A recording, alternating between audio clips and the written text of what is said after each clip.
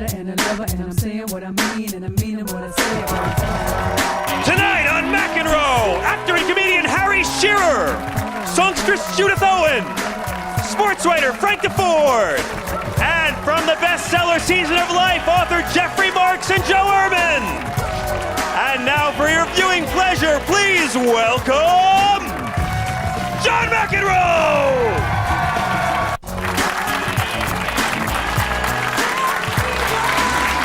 Next two guests have collaborated on one of the surprise bestsellers of the year entitled Season of Life. Please welcome former Baltimore Colts defensive lineman Joe Ehrman and Pulitzer Prize-winning author Jeffrey Marks. Thanks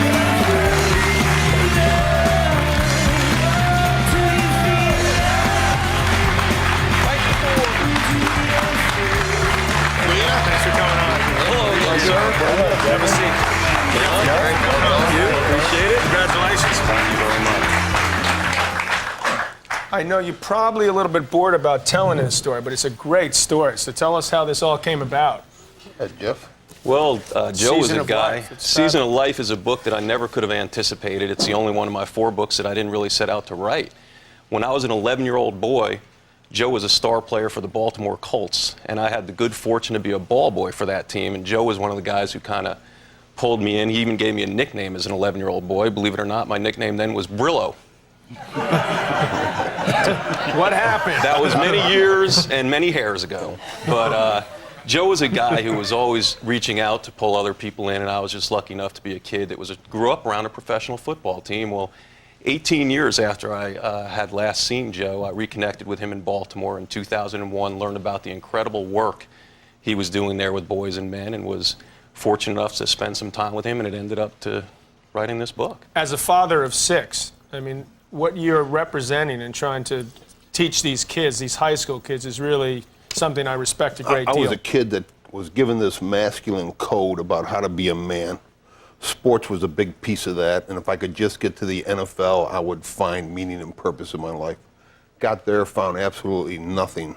I was a kid that came with a huge father wound in my life, thought I could validate my insecurity about my masculinity in sports. That didn't work at all. I went off and... Can I say one thing before Sure, you? absolutely. It's not the reason I yelled, my father. Okay? Don't blame your father. I'm not going to blame whatever you do. There's man. a setup coming here. Yeah, Go ahead. All right. So anyhow, I was involved in my city and working with issues of racism and poverty and the problems of urban America. And my conclusion was, after 20 years, that we're never going to resolve the social problems in America until we deal with the greatest crisis, and that's a crisis of masculinity. How do you define what it is to be a man? How do men know when they become men? Tell us then the 3 lies of false masculinity. Well, I think every boy in America and our age and boys today are given these 3 lies, and the first one comes in elementary school. Young boys in the playgrounds learn that somehow masculinity has something to do with athletic ability. The boy that can hit the catch the down and out, hit the hanging curve, they get promoted or elevated. They're seen as a little more value and worth, and the rest of the boys in that playground get sent to the periphery of the playground. And when you hit adolescence, you're told that masculinity has something to do with sexual conquest, the capacity to bring women around you and to use them to validate or gratify your needs. Later on in life, you're told the 3rd line of masculinity, and that is that you can measure manhood based on economic success. You can see it in job titles or power, position, prestige. All 3 of those lies, they set up men for a tremendous amount of failure in their lives. And so all I'm trying to do is contradict those 3 lies, because I think those are the code that I was given. It's the code you were given. Well, this and it doesn't show's work over for men. now. Okay, then my next question, how do you measure success then? How do you measure success? Well, as you know, I pastor, I've helped a lot of people die. I think at the end of your life, there's only 2 things that are really going to be able to Can you say you helped a lot of people die? in their dying process. I've entered the dying process. I pastor, I do funerals, I've entered that process with a number of people. And on your deathbed, every single one of us, on our deathbed, there's only going to be 2 things that matter at the end of the life. The first one is about relationships. It's a capacity to love and to be loved. And at the end of your life, when you're going to measure success, It's going to come in terms like, what kind of father was I? What kind of husband was I? What kind of friend, brother? It's all going to be about relationships. It's not going to be Wimbledon. It's not going to be Pro Bowls. It's not going to be Pulitzer Prizes. It's going to be about relationships. And I think the only other criteria to measure success as a human being is you ought to have some kind of transcendent cause.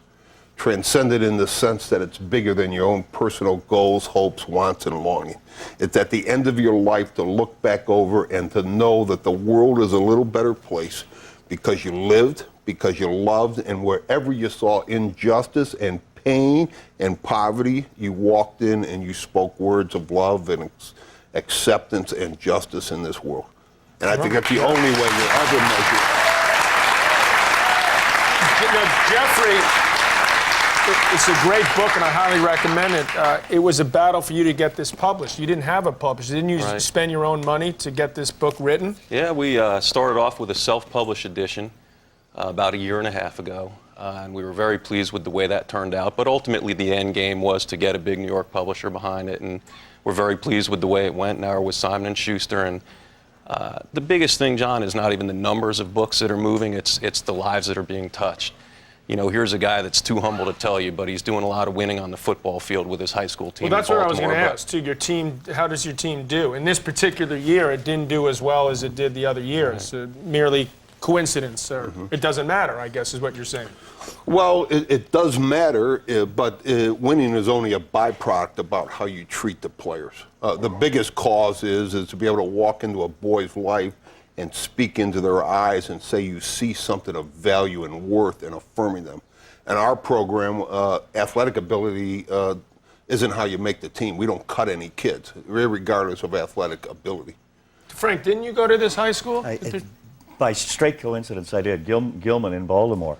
And I must say we didn't win any games then, but it was a terrific school. How's your team doing this year? What's your record right now? Well, we're 8-1, and we lost to the team that was the number 8 in the nation, but we've been undefeated 3 out of the past 6 years. We've had great success. And again, this is what boys, we have a number of boys that couldn't make any other team based on athletic ability. But we love them, and then we release them, and anybody's going to function better when they feel secure about who and what they are, and they're secure in their relationship with their coaches and their teammates. That frees you up. I think the American coach is a crucial figure in a boy's upbringing. I did one of my commentaries in the middle of the summer on NPR on coaches, just on how important coaches are. And not necessarily for good, because some of them are an influence for bad. And we got more mail in a whole month at NPR on coaches. And this is in the middle of an election and everything else, because it resonated so. Coaches are crucial in American society. I recommend highly that you buy this book, Season of Life. Joe, thanks a lot for coming on. Thank you, John. We'll be right back. Thanks a lot for coming on. Appreciate it. Appreciate it.